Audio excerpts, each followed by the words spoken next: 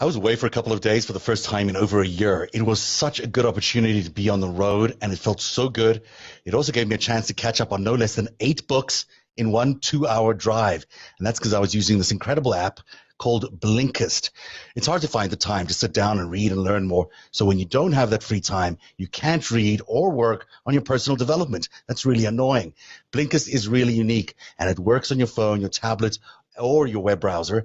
Blinkist takes the best key takeaways, the need to know information from thousands of nonfiction books and condenses them down to just 15 minutes each that you can read or listen to. Right now, for a limited time, Blinkist has a special offer just for our audience. Go to blinkist.com/reach. Try it free for 7 days and save 25% off your new subscription. That's Blinkist, spelled Blinkist, blinkist.com/reach to start your free 7-day trial. And you'll also save 25% off, but only when you go and sign up right now at blinkist.com/reach.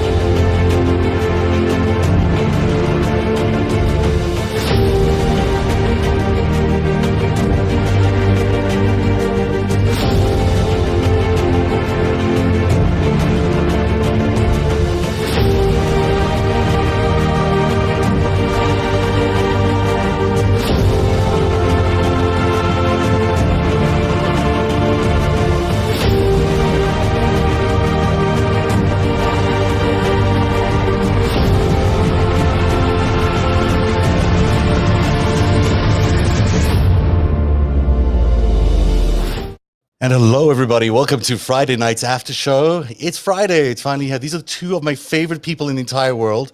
Greg Oliar is here from Prevail, and Lincoln's Bible is here. How are you, LB? I'm good. Nice to see you. Yeah, I'm happy Greg? it's Friday. I'm Oh my like so gosh. happy we're here. It is now my marker to just make it to narrative, and then I'm like, yay. Because I haven't So seen you I'm guys happy. for 2 weeks. I mean, we were off last week. I was off last week, so we didn't do the show. And then, so I haven't seen you guys, and I've heard you guys on your brilliant new podcast, Greg, but I still haven't been with you. So now we're here together, and it's good to be together on a Friday night because there is so much news to talk about. It's kind of really full. I started the day with one set of news stories. We're ending with a completely different set of news stories because so much has happened today. If you felt the earth move today, by the way, it actually did shake. Did you know that? There's a volcano in the Grenadines which erupted for the first time since 1979. The plume of smoke and ash is kind of amazing, and lots of people are being evacuated, but it did actually shake. It was a world moving event. So it wasn't just your imagination, if that's what you thought was happening, because there was so much other news. The other big news was Prince Philip passing away. And that's really sad.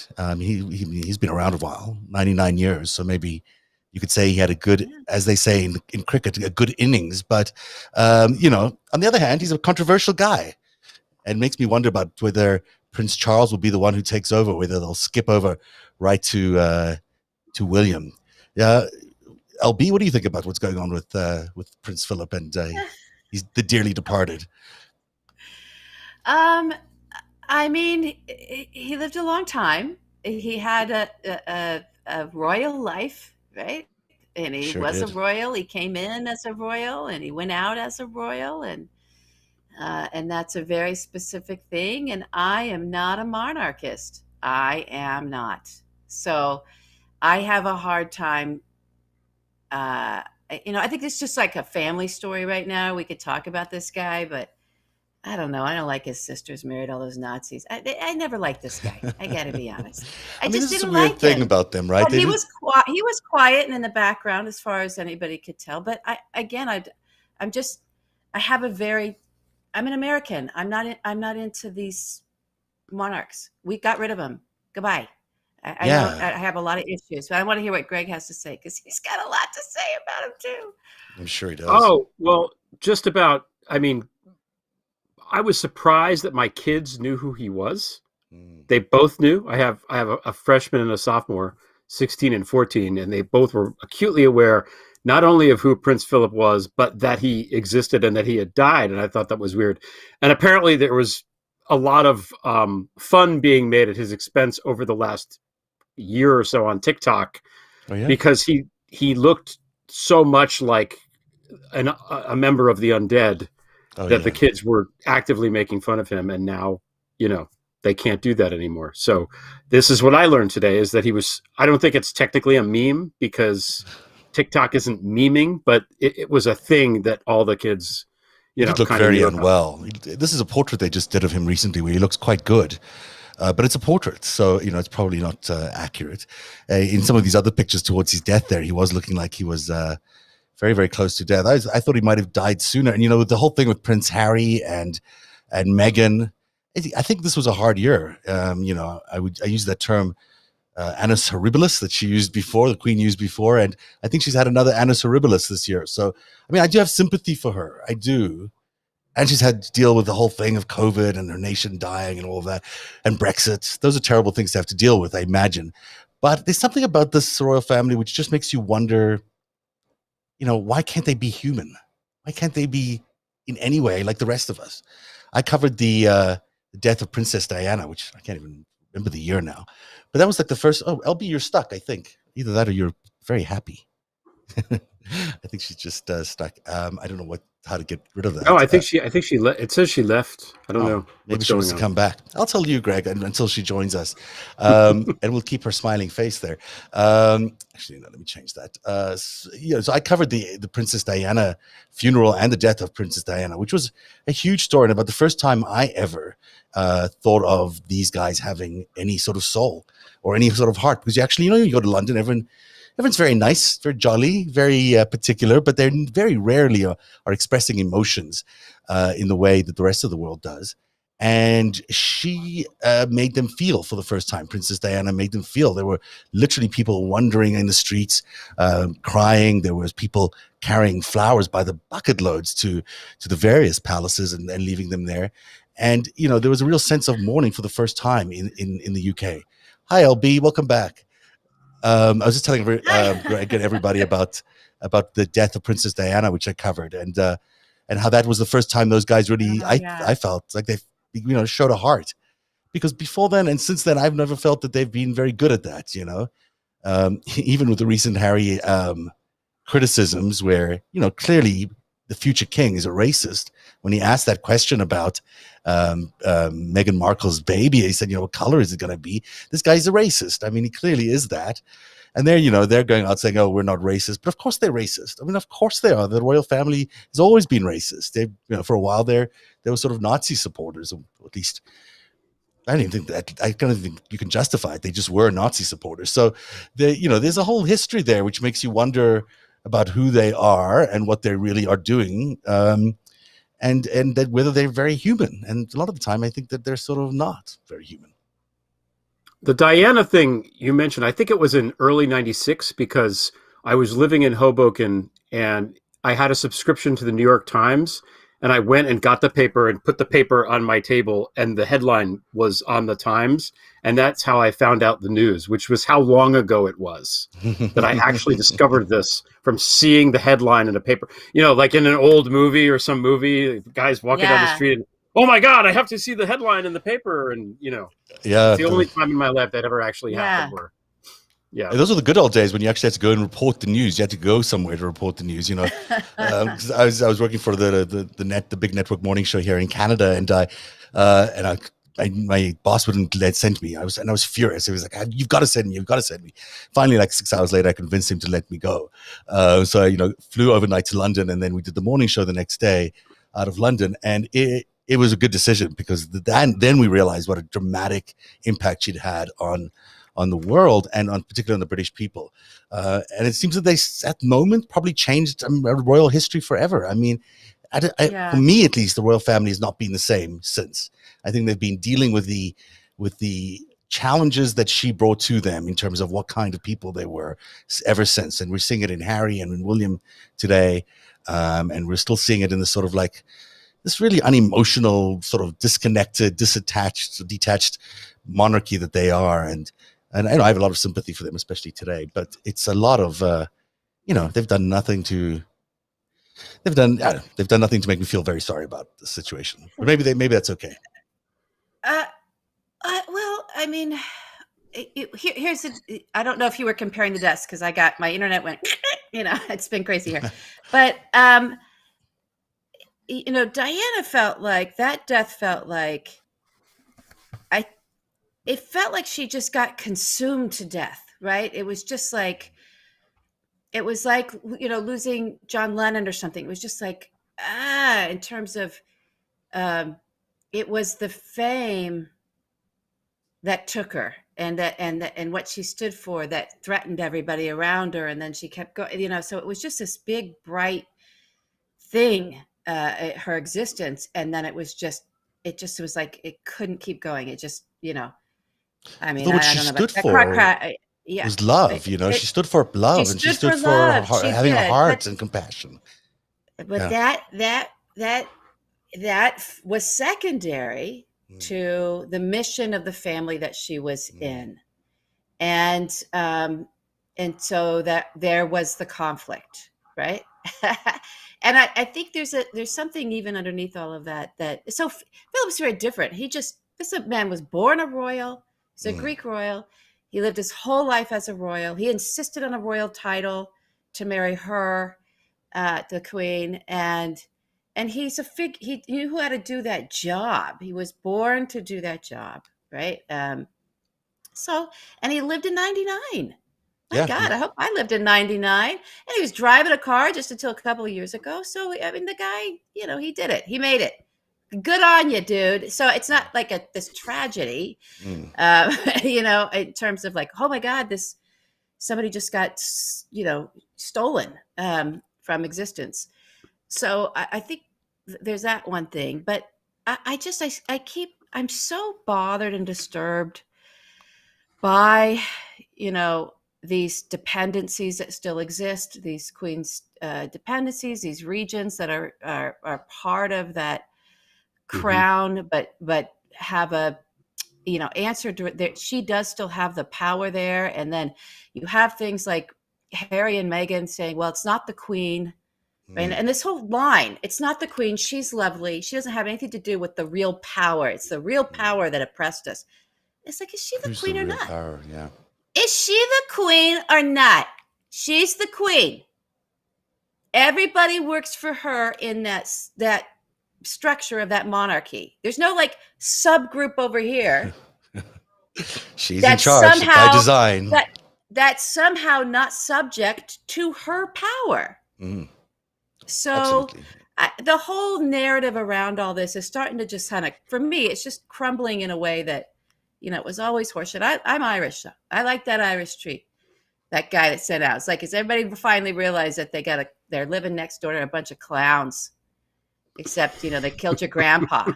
If you're Irish, they kill you. So it's just different for me. It's different. I think Americans have a very big fascination with the royal family. They always have.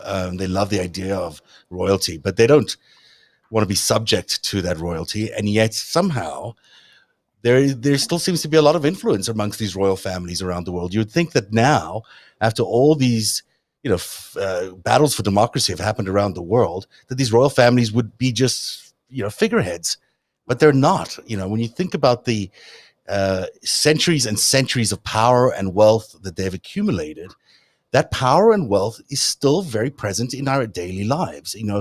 And even the story we've been covering so closely, the Deutsche Bank story around Donald Trump.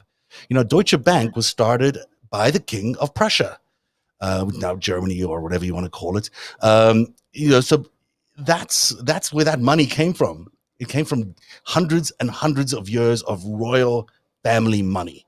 And maybe the royal family or the remnants of the royal family still have an interest in what happens around the world in terms of democracy. Maybe they don't. I suspect they do. And I suspect, that they use these vehicles of power that they've built up, these networks of power, really, that they've built up over centuries to still influence the world. And even though they might seem like they give a nod to democracy, in that they pretend that they've got democratic countries. In those countries, including this one, Canada, where I live in right now, and the UK, you've got politics is sort of sitting on top of these networks. There's these old school networks that sit around, that have been around forever. Big family monies, the royal family, you name it, they've been around forever. The churches, or all the religions, they all have like these long, deep networks, and then they're the basis for everything. On top of that, they throw politics, and then politics sort of slides on top of that. But they have the power ultimately, and I think the United States was the first time that I can think of where that was really challenged, and they were like, "We're going to do it our own. We're going to do it our own. Where we're not going to have this aristocracy. We're not going to have the royal family. No one's going to tell us what to do." But that leaves America as pretty isolated in the world, because I think it's the only country in the world that really doesn't have all those institutions. And even though we've appeared to be on an equal standing with everybody, maybe it hasn't been so equal after all. Maybe along the way, maybe we did upset some people in the royal family or the royal families around the world when we said, you can't keep your laundered money in offshore holdings anymore because we don't think that they're legal. Maybe that upset some people. It probably did. Maybe when Barack Obama decided, let's do the Magnitsky sanctions against Russia, the old Russian royal family, which is still very much in existence, many of them live in the United States, maybe they were a little bit upset about the fact that their money might be commandeered by the American government or frozen by the American government because it's in offshore holdings and is illegally kept there. I mean, all those things are very real possibilities. This is what triggered where we are today. And we have to look at the way the churches are operating and the way the other religions, like Chabad, operates within this weird royal world of the Russians. It's a sect of Jewish religion, but it operates within the royal household of Russia. It's where Putin gets a lot of his ability to network the world is through Chabad. I mean, these are old institutions and networks that really challenge the idea of democracy, and we need to think about how we deal with those, because they're not sort of going away without some pressure, presumably.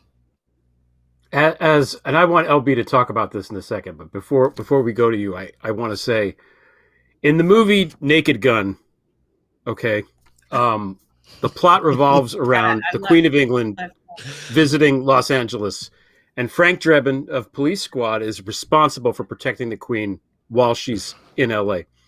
And there's this press conference that they give, and he's sort of scatterbrained, played by Leslie Nielsen, and he comes up at the press conference and says, "As ridiculous as the idea of a queen seems to us, as Americans, we must be considerate and gracious hosts."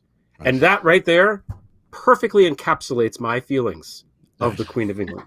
Yeah. I couldn't, be here all night and I couldn't say it better. Yeah, that's a good line. I mean, it's true. There's just, why do we need to? That's we don't pretty really good. We don't need to be gracious hosts. There's no reason. Oh, I don't know. Yeah. Well, the Naked Gun, that's a good reference, I gotta say. I'll tell a personal story. So my mother-in-law, who's still with us, she has very advanced Alzheimer's, but it's okay. It's just okay. She's a fabulous, incredible woman, Jewish woman. So I have a Jewish mother-in-law. It came with everything. I got Jewish everything. and Irish. Well, that doesn't explain anything about you. Oh, it was the best. It was the best, though. And she. I'll share this tiny little bit. So she was actually quite an accomplished musician, classical musician, and married to her husband was just extraordinary man. But because of who he was, they played music all over the world when they were younger. And my mother-in-law, she's very, and admittedly, sort of like everyone kind of figured out, oh, she's very heavily on the spectrum too, but has her brilliance in her music. It just is this original character. You cannot imagine a character like my mother-in-law. Amazing. So oh my God, I've always wanted to write her. She's so great. So she literally, when she was like in her 20s, they were playing somewhere. I think it was either Italy or Spain. It was a thing. And there was a queen there. And there was a whole thing where there was little training. This is how you do. This is how they teach you how you have to do for the how you do the curtsy? Yeah. And this Can you curtsy, by the tiny way? little, Should do the curtsy. I have no Do a idea. challenge. I don't know. But and she's like 5 feet, right? So this tiny, and gorgeous, right? Which she was, in her 20s, still. So tiny little spitball woman with no filter, right? And she goes, I don't bow to queens. Says that to the whole group. Oh. And this queen was right there. I don't bow to you, she says, and they just walked. She walked along, and everyone's like, "Okay, she's not bowing." But look at what she proved in that moment. They didn't do anything. What's going to happen? The world did not cave in. They didn't kick her out. Nothing happened. She just refused it. She refused the ridiculousness. You can refuse it, but then you can't gain access to it. That's the thing. Is they're fine. They want if you got something they want. Whatever. Yeah, but if you want to play their game, you have to play their game, and you have to you have to know how to curtsy, and you have to know how the process works. And if you go to one of those tea parties that the Queen has at Buckingham Palace, it's a big deal, and whether she comes and talks to you is another even bigger deal. And the way that it happens is a whole process. It's like a whole ritual that they've developed, and all that ritual keeps them in power and keeps them plentiful, and they're able to keep all these subordinates doing things for them, whether they're the knights then or you're the different giving orders up. And giving something up to get whatever you think they're going to give you, and that's transactional and that's corrupt. I'm sorry. Well, it could be. Don't like it. Could be. I mean, certainly it's a good reason to live in the United States of America, because there is no king and queen there. It's no, but there is an oligarchy. So you were talking about the Russia thing. That's an oligarchy. It is this thing of there's a sector of wealth, that this power, property, prestige, and we are a democracy. But if you look at our Constitution, it was written by white propertied males for white propertied males. It was about your property.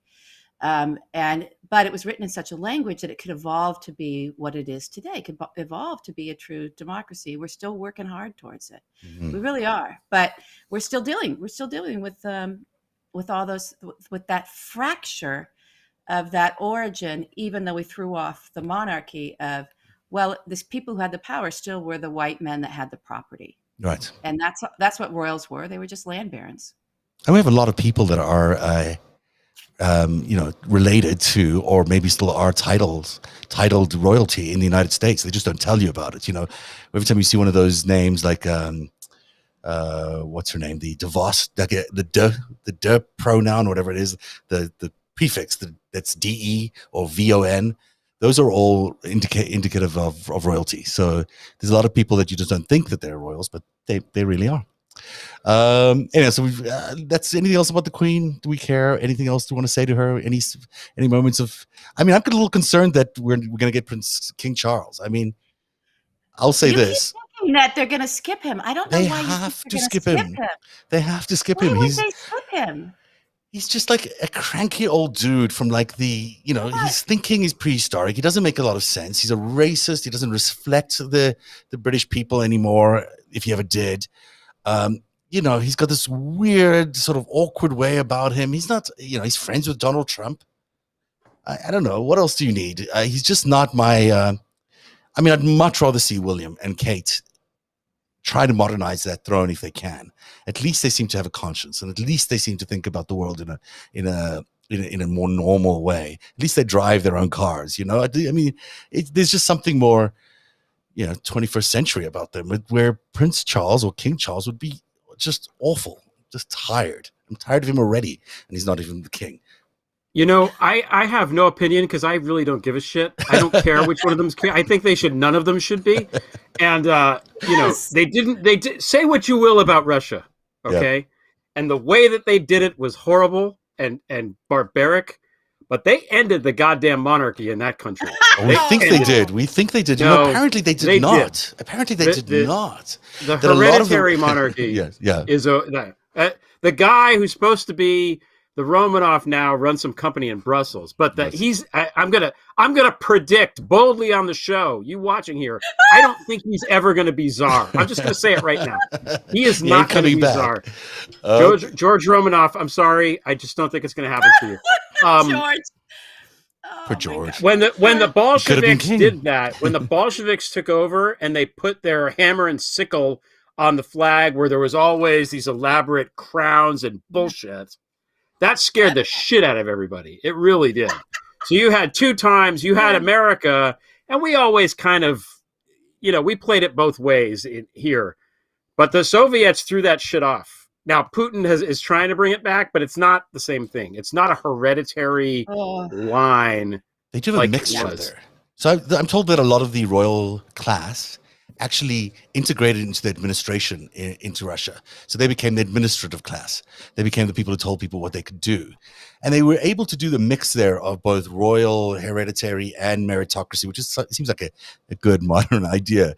But nevertheless, it's still, if you were a moneyed person, you'd land up getting a good government job and you basically run things, even within the communist world. But that might have been just to make it easier for them to take over. There's like psychological reasons why they would do that rather than monarchical reasons. But I want to say, like, as an American and as a creative person and as an individualist type person, the whole idea that somebody's born to be some kind of ruling over us is such fucking bullshit. I hate it. It is anathema to everything that I feel in my bones. And yet it is ingrained in all the literature, going back to literally the dawn of literature, because the first thing that people wrote down was, this is the son of Tralala, who was the son of the Ga, who's the king of the assholes.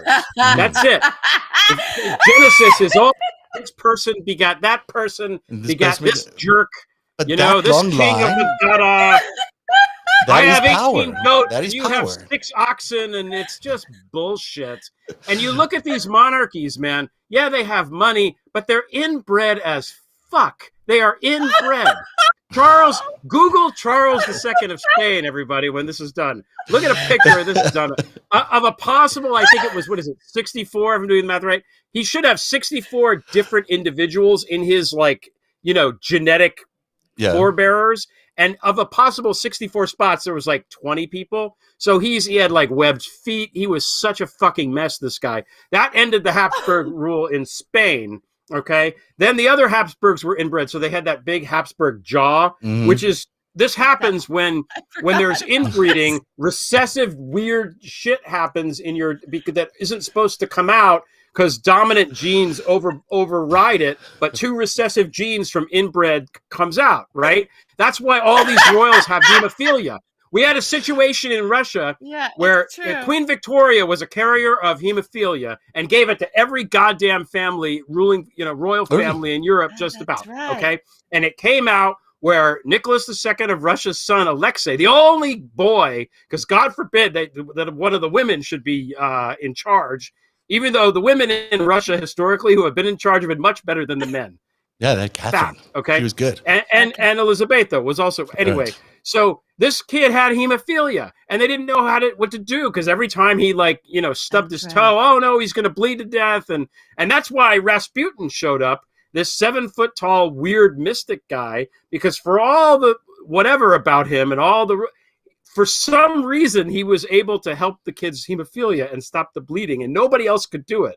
This isn't crazy. This sounds like a. I didn't know that. I didn't know that about it. No, it's That's true. Really interesting. That's why they kept this asshole around. So you have a thing where this sickly kid who's inbred and therefore there's a problem that he shouldn't have, okay, has to be treated by this 7 foot tall weirdo mystic who's moved into the goddamn palace because Nicholas II, who was first cousins with the goddamn King of England, who he was at war with, decided that because he was the Tsar, he was a better general than all the generals and completely fucked up World War I so badly for Russia that the Bolsheviks took over and just were like, all right, we're done. We got to end this shit. Because of hemophilia.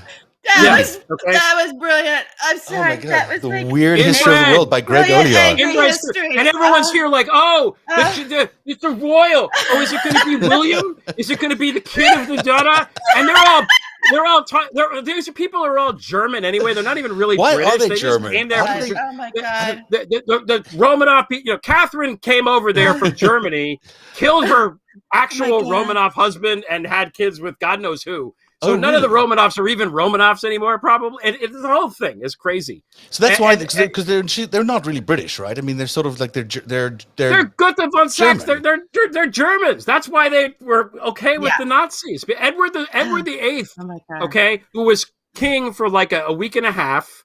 Yeah. Before he decided to marry, to abdicate the throne, to marry the twice divorced American Wallace Simpson, comma, a Nazi spy was fucking the Germans, whatever, Van Ribbentrop. The Germans wanted to get that guy to install him on the throne during the Second World War, thinking that, because he's the monarch, he would then ally with Germany and neutralize Britain as a threat. And this was such a serious thing that they sent him to like Bermuda during the war. And FDR put dudes on him. FDR sent people to Bermuda to keep an eye on this stupid asshole with his twice divorced American wife. So this was only like within the last 100 years. We're talking about recent history. 40s. Yes. Yeah. It's still, that was so powerful then. If this guy decided not to abdicate to marry this Maria Butina of her time, Wallace Simpson,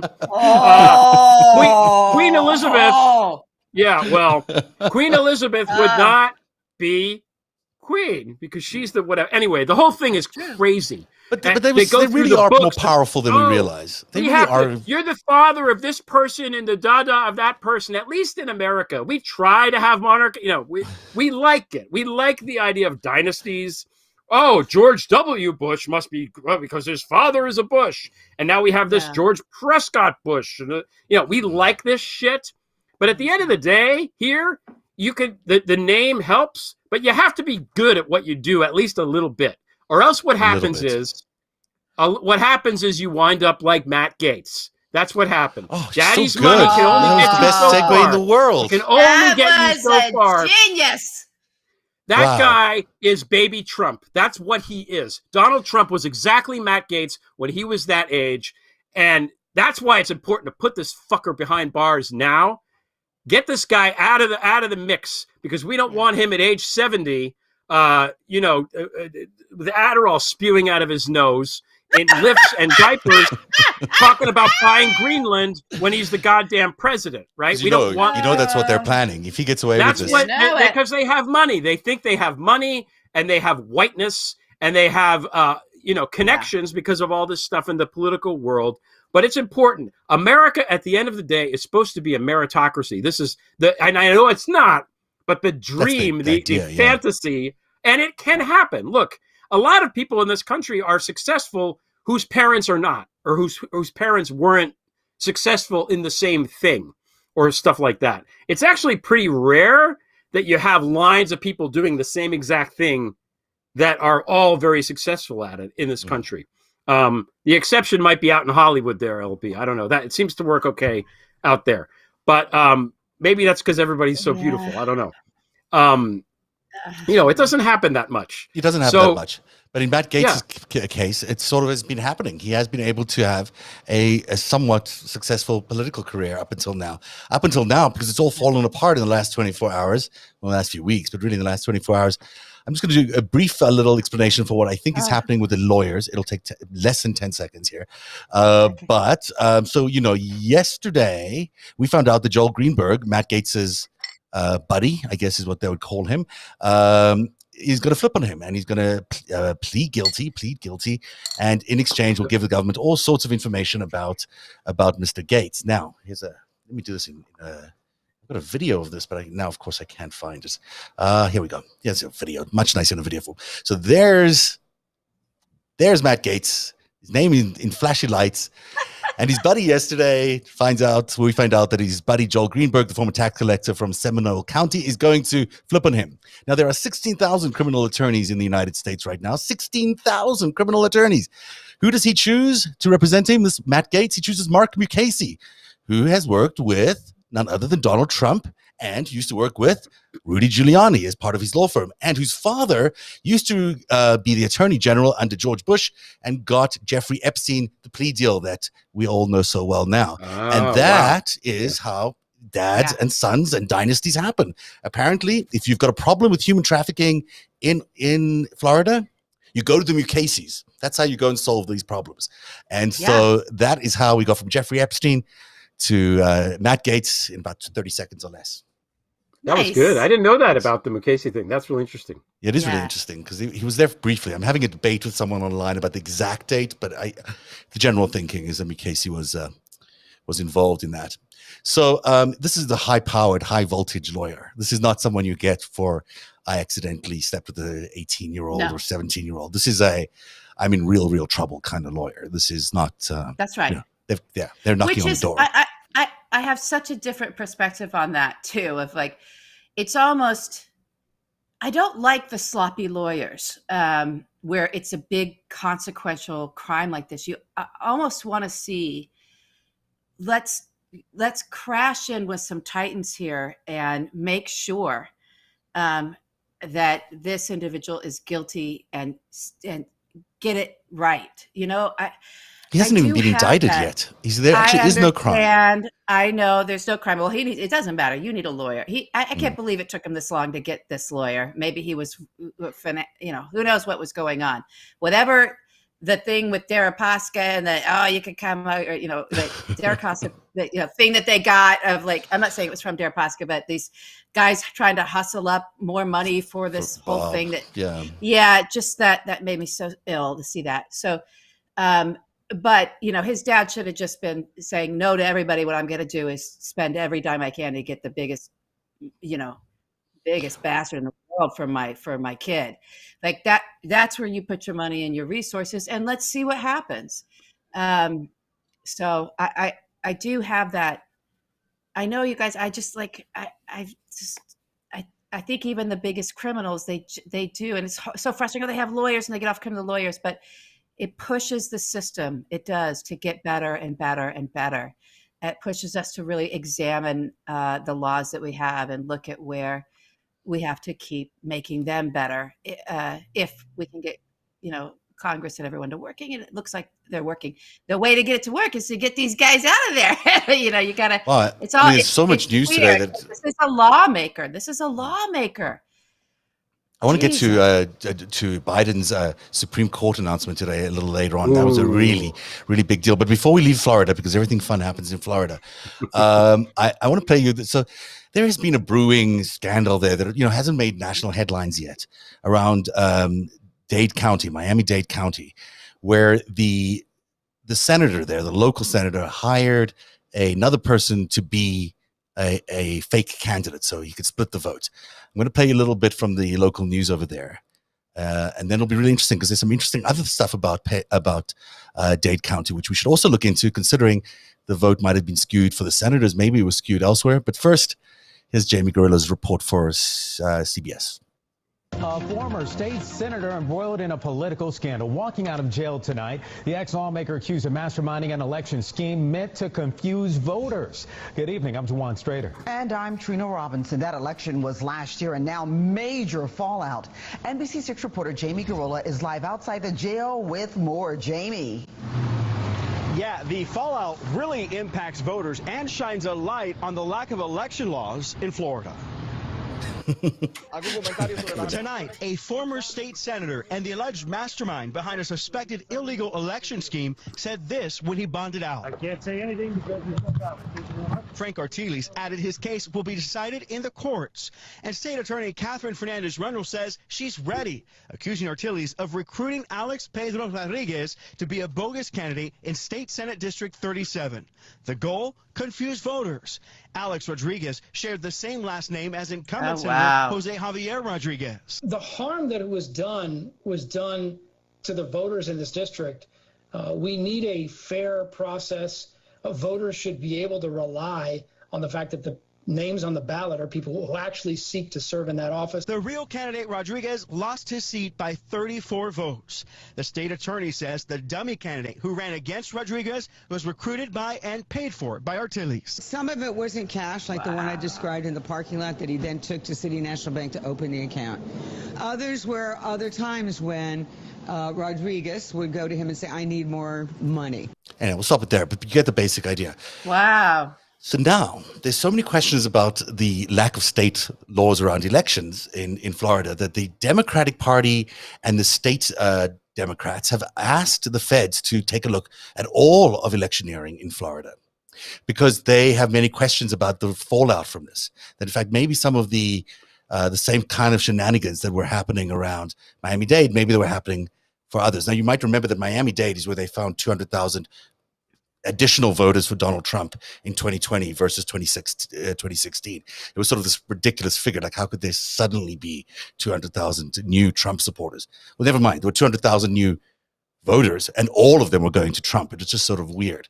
But, nevertheless, Biden won that district. Didn't make it that much difference. But now they're starting to take a look at all of Florida's voting. Makes me wonder whether Mr. Gates and Mr. DeSantis and Mr. Trump have also been fiddling maybe with some of the election systems over there. Not necessarily with the voting devices, but with the way these things operate. And I have no more than that, except to say that in Palm Beach County, DeSantis and Gates both changed the election commissioner there after the 2018 election. They changed the election commissioner because they didn't like the fact that she wasn't counting votes the way they wanted her to recount votes. And it's interesting that Gates and DeSantis tag teamed on the place where Donald Trump ultimately landed up living and where he is currently a resident and a voter. So I think this is maybe a hint. There's more to come out of Florida than we realize, especially in terms of the way the elections happen. That's not to say the election wasn't fair or free and accurate as it was in 2020. It was absolutely was, but all elections can be manipulated in ways, and maybe they were here in Florida. It would be really interesting. It would be great if DeSantis is involved with this. I have to say that because he's dangerous. He's sneaky and he's smart. And honestly, if he runs for president and wins, even though he's killed tens of thousands of people in Florida because he's a fucking asshole about COVID, then the country deserves to just go in the can. Honestly, there's nothing we can do if people are that stupid. We deserve it. But he absolutely is connected. There is something beneath all of this that's rumbling in Florida that you could feel is quite fundamental to power. And maybe it's not fundamental to power on a national level, but I think in Tallahassee, where things get done in a very interesting way, it's a corrupt as any town you can imagine. Noel was telling us the other night about it being, it's the kind of place where you just hire lobbyists to sleep with legislators to get stuff done in the closing parts of the session, of the electoral session over there. So it's just, it's a different way of doing business than anyone would ever imagine. And it's kind of corrupt and sleazy. A little mobby. Sounds a little mobby to me. Sounds a little mobbed up. So I think we're beginning to see that crumble. And that's why you got Mukasey, famous lawyer to mob figures, in there representing Gates. I think it's a lot more serious what's coming down in a human trafficking case. Although I'm sure the human trafficking case is going to be fascinating on its own, but I think there's legs to this that are quite interesting. This is good, Zev. I wasn't watching that at all. So yeah, I just it's only because I did a huge dive into Gates. I was like, interesting. So hopefully people pay more attention to the election piece of this. Yeah. I think they're scared over there, in a good way. Finally. So let's talk about Russia because there's so much to talk about in Russia. Yeah, we can. I'm still recovering from that epic historic rant off the top of that riff. I gotta say, you guys, I'm still orienting myself after that. I've never seen anything like that in my life. It's incredible. Greg killed it. We could take a break. Amazing. We actually have to take a break. Do you want to take a break? Oh, good. Okay, yeah, take a break. Perfect. Okay, that's not as simple as just throwing my hand in the air, but here we go. Break. I was away for a couple of days for the first time in over a year. It was such a good opportunity to be on the road, and it felt so good. It also gave me a chance to catch up on no less than 8 books in 1 2-hour drive. And that's because I was using this incredible app called Blinkist. It's hard to find the time to sit down and read and learn more. So when you don't have that free time, you can't read or work on your personal development. That's really annoying. Blinkist is really unique, and it works on your phone, your tablet, or your web browser. Blinkist takes the best key takeaways, the need-to-know information from thousands of nonfiction books and condenses them down to just 15 minutes each that you can read or listen to. Right now, for a limited time, Blinkist has a special offer just for our audience. Go to Blinkist.com/reach. Try it free for 7 days and save 25% off your new subscription. That's Blinkist, spelled Blinkist. Blinkist.com/reach to start your free 7-day trial. And you'll also save 25% off, but only when you go and sign up right now at Blinkist.com/reach. Really wanted me to spell it several times. So just in case you wanted to know. I like it. I Right. need to use mine. I'm ready. It's actually a I'm really, ready. I got to say, this is not the plug part of it, but I was really interested because it's got an algorithm that chooses different books for you after you've listened to the one you've chosen. So it takes you on these weird journeys of like, oh, I just discovered a book I'd never have picked up before. And I started off with the Art of War with Sun Tzu, and then I went into a whole bunch of other wars. It gave me summaries of different wars along the way. And it's stuff that I would never ever have picked up or even thought about reading. And in 15 minutes, you get a sense of what the book is. I'm sure it doesn't, it's not quite the whole book in any way, but it gives you a takeaway, at least from these nonfiction books that is really fascinating. So it's kind of as a mind expanding exercise, it's better than YouTube, I would say. And the sources are way more accurate and more interesting. So Blinkist. So let's talk about Putin, because so much is going on there, and it's really troubling because it's getting hidden, right? It's getting hidden by all this other news that we're facing. Yeah, I think it's surfacing a bit, though. And even just today, I was, like, oh God, I could sense it and see it and stuff happening in the news. And then it's one of those things going on where it's hard to wait to really get clarity on something because another move is happening fast. So it feels very fractured, while at the same time, one big story of these sort of things happening. So I don't know if people are aware, but there's the largest troop movement presence of Russian forces along the Ukraine border since, I guess, for 7 years, since 2014. There's trains bringing in the tanks, and there have been Ukrainian soldiers' deaths.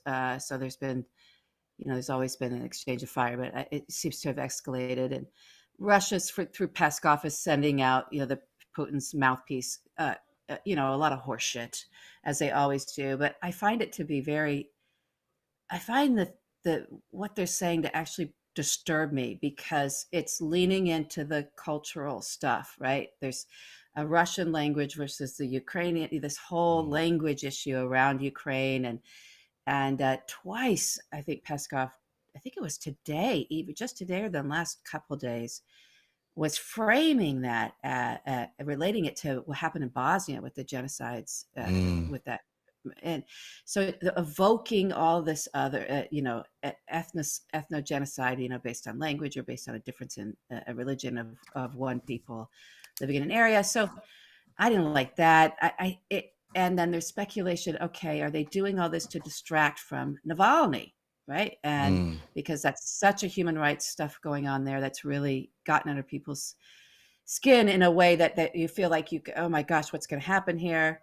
We have his doctor is she out? What happened? His doctor. Well, I mean, he is currently in an infirmary where he's very sick, and no one's letting him see a doctor. So she shows up. Like she's being tortured. I mean, he has fractures in his back. So something's happening to him. Very bad. Very, very bad. So she shows up. Very bad. We've met her before in the news. Certainly, she's a very outspoken person in favor of rights. Yeah. So she showed up at the jail today, and this is what happened to her when she was when she showed up. Oh, there you have it. Good. Okay. She's been taken away. Quite brutal. Пожалуйста, можете представиться? А можете представиться? Вы меня задерживаете? Что вы меня тащите? Я сама пойду. Хорошо, оставьте меня. Отпустите меня, я сама пойду. Пожалуйста, скажите. Будьте добры, пойдите, пожалуйста. Представьтесь, пожалуйста. Вам его знак. Я... Нет.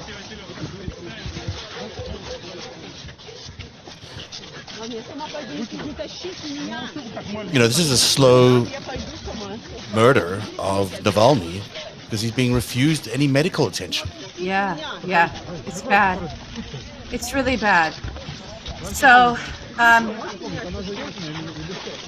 I don't, I don't know that you can say that all this troop movement is to distract from that. I know people are floating that theory, but other people who know more say no. This was escalating, and it's kind of reaching what we've said back. I think Thursday was the last time. Maybe Jen Psaki talked about it today, And the Pentagon spokesperson has also sort of tried to bring some clarity in because two of our ships went over the Black Sea. So people are like, oh my God, we're moving on it. And the Pentagon came out and said, no, that's Turkey doing that. They have the right under a treaty to move. These kinds of movements happen all the time. But here's the deal. On that border, Russia, it's beyond saber rattling. We're just really gonna have to watch it closely. What Jen Psaki has said in terms of the Biden administration and response as of Thursday, I'm sorry, you guys, if I missed it today, was looking at sanctions and cyber as our response to this aggression from Putin.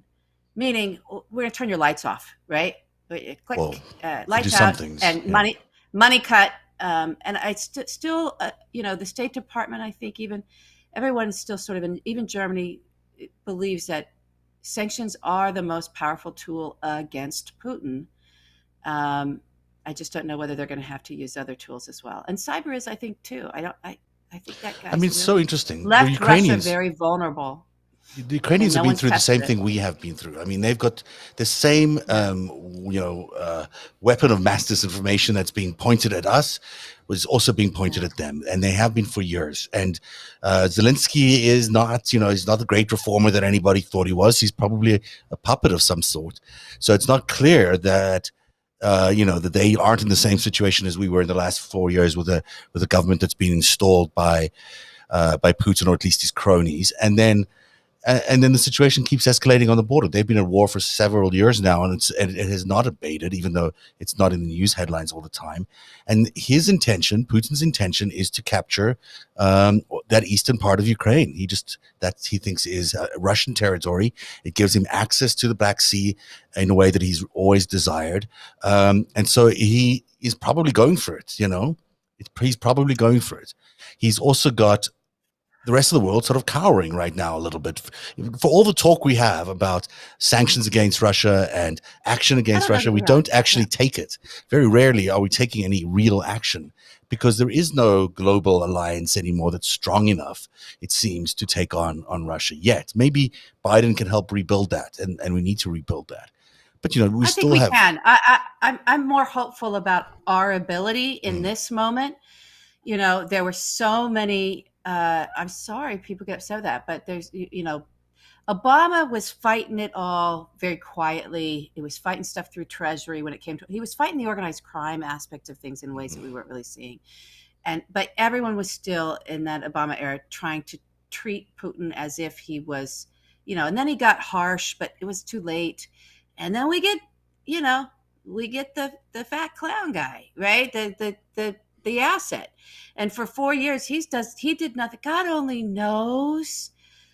I mean, we saw all the unbelievable stuff he did to advance Putin's agenda. I can't even imagine the stuff that we couldn't see going on, right? Oh my gosh. Yeah. So, oh my God, just to even consider that. Maybe we did see it all because it was so in our face, but it feels like there was a lurking something else going on. So I do think with Biden, I think Merkel's been, she's been strong. Let's see. NATO needs to feel America at its back and its front. They need to feel us. We're the shit here, guys. And so if they can feel us, I do think that's why Putin was so focused on NATO. He was so focused on it. He's so focused on breaking that up, because that is his real threat. We really can shut this guy down. And I'm more hopeful than you are that we will. Oh, no, I think we will. It's not going to happen immediately. I'm more afraid of what's going on behind Putin. I'm more afraid of the bad man men who've always been behind him. I am. I think it's gonna be bad. This third wave of COVID, or fourth wave, whichever you want to call it, is really his last opportunity to do something like this. And I think he knows it, because he knows that Europe is so hamstrung, and he knows that America is still hamstrung. Although it's amazing, the vaccination turnaround in America is unbelievable. So he knows the time is running out, because when this is over, then everyone's going to be back on their feet, and then he can feel some pressure. Right now, we're still recovering from a major assault. Good point.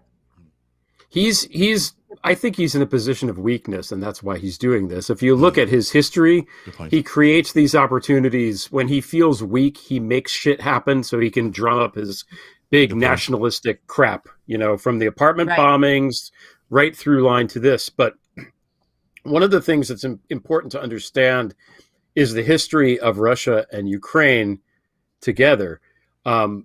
There's a gentleman named Victor Rudd who is an expert in this. He's a lawyer and a Ukrainian American who studied this extensively and written a lot about it. I'm going to have him on my podcast eventually, but he's written a lot about this. And the thing is that the Russian people, what we think of are the Russian people, the Eastern Slavic people, originated in Kiev. It's the Kievan Rus are the first society in that part of the world. Okay, so Ukraine, not Russia, is actually the epicenter of this. So the whole idea of Ukraine as being Little Russia, which it's sometimes called, as Victor Rudd says, is like calling England Little America, whatever. It doesn't make sense because the one clearly came first, and the desire to erase Ukrainian history stems from almost an insecurity about this and a need by the disinformation people in Russia to get rid of this threat. So Stalin did it. It's interesting that they're talking about whoever was talking about the genocide. Stalin killed tens of millions of people in Ukraine and starved them to death in the 30s intentionally. And the idea was to get rid of the language, to bleed out the culture there. So this is a real thing, but Ukraine isn't just a little like addendum to Russia. Always has been not only its own place, but primary up until, Ivan the Terrible's time when he became the first Russian Tsar in the 1580s, I think, in the late 16th century. So often we don't think that our leaders in the United States don't understand this distinction, but the Russians do. And it's important. So Ukraine is a vital ally. We need to, whatever we need to do. It's the most important ally we have. I think. Yeah. What's so interesting about that, Greg, is that the other thing that Peskov keeps evoking, and that's coming apparently from Putin, is they keep talking about Kyiv. They keep sort of saying, this is Kyiv. Kyiv started this. They really actually are even attacking. And Zelensky's like, he's trying to play it cool, actually. That's what it does. I think our president is very, I can't even imagine he's not in constant communication. Because the Russian part is Kharkiv, right? That's on the eastern side there, and then Kyiv is the sort of your old Ukrainian part. And it's interesting that all our characters of Rudy Giuliani and whoever else, that except the whole crowd is connected to the Kharkiv crowd. That's the mafia that our American mobsters are connected to, and there is not much of a mafia, but there is on the west side. But it's the eastern side that's run by the Russian mafia, and that is the one that Rudy is so friendly with. That's right. And there's one other big story happened today, and that is a very good journalist, investigative journalist in Russia is gone. Right. So they came, they raided his. I'm sorry, I don't have his name in front of you guys. It's my brain. The OCCRP reporter for. Yes, he's the OCCRP reporter. So he works for the organized crime and corruption side of things, and he did a big piece. It doesn't look like it's connected to Navalny. It's like, well, why are they taking him? Oh my God! They went and routed through, raided his home and then took him, and he was missing for 7 hours. Last time I checked, I don't know if he's back. It's Roman Anin is his name. He's the founder of iStories. Yeah, Anin. Yes, founder of iStories, and he wrote a big piece, I think, on Session. Was it Igor Session? Igor Session, and yeah. So what? Okay, so they're saying that this is connected to, and that was back in 2016, and he should have protection. The journalists, as much as Putin kills them, and he's horrible, they have some kinds of protections. And what they're actually saying, what the FSB is saying, who went and raided him and took him away, was that he violated. This is the second time. Okay, yeah. This is the second time they've arrested a journalist recently. So I don't think they have as much protection as we used to. And this is part of this huge clampdown that they're doing over there, which started with Navalny, but really extends to so many other people who are Kara Mirza was arrested a few weeks ago. It's really horrific. They are clamping down on any form of democratic government that they had, which was always on a local level, on a regional level anyhow. It was never on a national level. But even that is being stomped out because of Putin. So it's really, this is where Americans have to stand up for democracy. And it's why it's so important that we have democracy. This is the only country in the world that has an ability for the people to stand up for other people around the world. And this is what we need to stand up for. We can't just think it's something that's so far away and doesn't matter to us. It absolutely matters that we stand up for those people, because no one else is voicing this concern because they can't anymore. Same thing that happened in Hong Kong. We weren't able to stand up for those people. And look where Hong Kong is today. They've turned it into an autocracy. There's just nothing else that's going on there. And we can't let this keep happening around the world, because the people around the world actually do rely on America and American people to do this kind of stuff, because otherwise they get swamped out by their governments. And we've seen it time and time again. So, it's just so important that people organize around this issue. Well said, Zev. Well said. There's 2 points that I want to make quickly. The first, Igor Sechin is that's Rosneft guy. Right. That's the guy that's in charge of Rosneft. That's right. So maybe we'll be finally figuring this out. That part of the Steele dossier, if it's sure or not. You got a great piece, actually. The volume 17 or 18%. Yeah, the volume 5 thing is really interesting today as well. That was great. The second thing is that I don't think we're going to have to worry, because the way that we're going to repel the Russians from the border of Ukraine is that Hunter Biden is going to get his laptop back, and he's going to hit the enter button a couple times, and then they're just going to go away. That's the significance of the laptop. Erase Russia. Erase Russia. That's the laptop. Yeah. She now admits he actually may have left somewhere, which is like, all right, that's okay. In one of his drunken binges, he said. I can't follow it. This is the guy, by the way. This is Roman Amin. I just want to give him everyone a face and a name to remember, because that is the guy that was arrested. There are some really great journalists at OCCRP, but can you imagine doing that inside of Russia? How much danger you're in all the time, and for him to, for him to be taken away is just inexcusable. And I believe there's a ban on everything, so I don't even think we'll know what's really going on with him. So the raid is still continuing. If I'm remembering this right, I think I saw a clip on him, and this is how careful he had to be. Was like every day he went to work or anywhere, he made sure he took a different route. Like he's very good. He's very smart.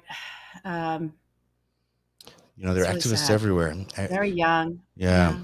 I mean, but they have to fight for something, or they realize that they'll never have those voice of freedom in Russia. So, everyone who can, if you're on social media, make sure you amplify these stories around Roman Anin and the OCCRP and also ICE stories, and let's keep up the pressure on the Russian government. No reason why they shouldn't experience information that's sold too. That's right. All right. We need to end with something fun. I don't have it. Did I have something fun? I don't know. Fun. Didn't we have something? We were gonna. I'm sorry we didn't get to the Chauvin trial and the George Floyd murder, but I don't know if everybody's watching that. It's a very compelling trial. It was very compelling. Wow. Really interesting today. Really incredible today, and I'm so inspired by the medical experts that came and testified. They made it really easy to understand, and it was kind of so clear to see the defense and how, this defense attorney is pretty incompetent, but I don't know what more he can. I mean, they're trying the super predator card. They're trying nanoseconds of Chances are we won't see a conviction. They're trying all this stuff, right? I don't know. I'm encouraged by Andy Laufer, our great friend Andy Laufer, who tweeted out, was like, this is, if anybody knows about stuff like this, police custody, excessive force, what happens, it's Andy. So I'm following him. I'm following what he has to say, so I don't get lost in despair about it, because I'm worried about that too. I'm worried about it too. So that's a good one to keep watching. And then you wanted to talk about, Greg, about two things. I guess you can take your pick. One was a skiff, and the other one was about a podcast. that you wanted to talk about? Take a Oh pick. God, yeah. No, I don't know. Can I want to talk about something happy. Okay, I thought those That's were personal. happy. Can I just share that? Yeah. How much more time do we have anyway? We're pushing over on time, but we're just yeah. Do it. I just want to say I'm very happy because my son got a job today. Yay! He's 16. He got his first job. Well done, congratulations. Yeah. So that's it. It was meant to be applause. I like it. So Okay. that's it. Yeah. So that's exciting. And this is your son that does the great book reviews, yeah? We heard his book review of your book. Oh yeah. Yeah. Oh, I didn't hear that. He gave a book review of Greg's book. Yeah. Well, He did not like it. He didn't like it. He gave you a bad review. Oh, I like him. Let's book him. He's amazing. Oh wow, that's very funny. You can book him, but live, I don't know what he would say. Could be interesting. Could be interesting if he's anything like you. It would be unexpected, and we would never. It would be good TV. It would be that. It would be probably those things. Yep. You might not recover. We may never not recover. So, what do you guys got planned for the weekend? Because we're still on lockdown here with no vaccines. Everyone is just sort of staying in, so it's kind of boring. I'm so sorry. What you guys are? You've had your vaccine, right? LB. I'm not going to ask. I got a shot. I get another one on 4/20. I thought, oh, that's fantastic. I won't forget that day. And then, and Greg, I think you got. Are you sharing that you got a shot? Did I just share? Is that bad? No, I got my one shot. I got to go get my other shot. We went to a repurposed Best Buy that looked outside like an airport, inside like an airport. You know, the first shot go there, second shot go there. Have your ID out. I felt like I needed to just drag a bag behind me. And perfect. Very, very well organized. I don't know how it is in New York. It's very well organized. It's really interesting how amazing America has been at this. I mean, it is to go from zero to whatever it is now. I mean, it's almost like 200 million. Greg Oliar called it on this show. He said, "Wait till you see it. Biden's going to come in. It's all going to turn around. We're going to get vaccines in our arms. It's going to." And you were right. That's right. Huge testament to America, and it reminds you of why America is such a powerful presence when it comes to just getting things done. And I'm not one bit worried about the future of America. I know a lot of people are sort of, not now. Maybe I was a few months ago, but I think we were in a bit of a tough spot.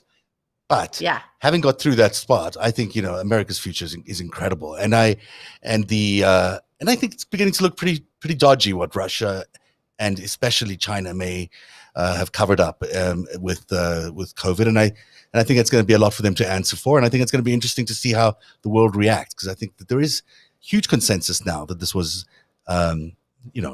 most likely not a natural thing, that it was probably an accident out of a lab. That is a huge thing, which I know people are terrified of dealing with because they don't want to talk about it because some reason it got into everyone's head that it's dangerous.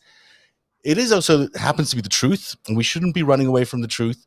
And the truth happens to show that a lot of shady things happened during Xi's first dealings with coronavirus and with Trump's dealings with coronavirus, which we know for sure because we were there firsthand to witness him covering up for it. So I'm okay with facing that truth. I know it's a lot of people are struggling with it, but it's we need to do it because it's America's strength. America, at the end of the day, would not have been subject to this under natural circumstances. This was an unnatural act that happened to America.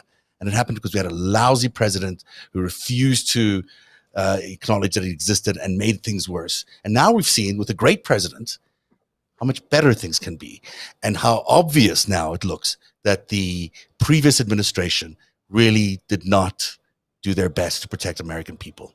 And so we have a way out, that really looks good. I mean, not only have we successfully confronted this massive challenge and dug ourselves out from this massive hole that we've been in, we're also able to, hold our head up high in the world, knowing that we overcame an assault basically by a foreign country and did it, as united as can be. We're still together as a country. We're still, sure, we have differences, but, for the most part, we're not doing what Russia's doing, throwing, our opposition leaders in jail. For the most part, we're having a discourse, which might be a little bit fraught at times, but it's a good discourse that we're having, and democracy continues to work. Our government's functioning well. We're saving Americans' lives every day, and we're going to be bigger and stronger and better for it because we're going to have $5 trillion injected into the economy over the next few years, which will be fascinating to see what America does with all that money. So that's my bit of. I think we're going to have an infrastructure week. I actually feel like we're going to have an infrastructure week. An infrastructure decade. And it might go on for a little while. Yeah. So I'm hopeful. I'm a big fan of Pete Buttigieg's lately. Is he complaining about being? I think he needs the camera back. I think something's not working. I don't even know. It's fine. The teenagers. It's hard to talk about them. They get very upset. Yeah, his ears are buzzing. I'm going to say we're not quite 100 days in yet. Biden is already the best president of my lifetime. Yeah, that's it. Yeah, incredible. he just said from the other room. No. He just goes. He's not. That's what he just said, my son on the other side of the door. But he really is. He really is. That's amazing. We'll have that debate next week. Oh my God. On that note, I'm gonna log off now and say goodnight. We'll be back next Tuesday. I have no idea what's on the show. We'll try to get Greg's son on next time. Yeah. It'll be good. It'll be fun. No problem. It should be easy. Thank you very much for watching tonight. It's been a fun show, and we'll be back on Tuesday and after show next Friday. Have a good night, everybody. Bye. Bye. Narrative is funded by viewers like you. Support our independent journalism at patreon.com/narrative.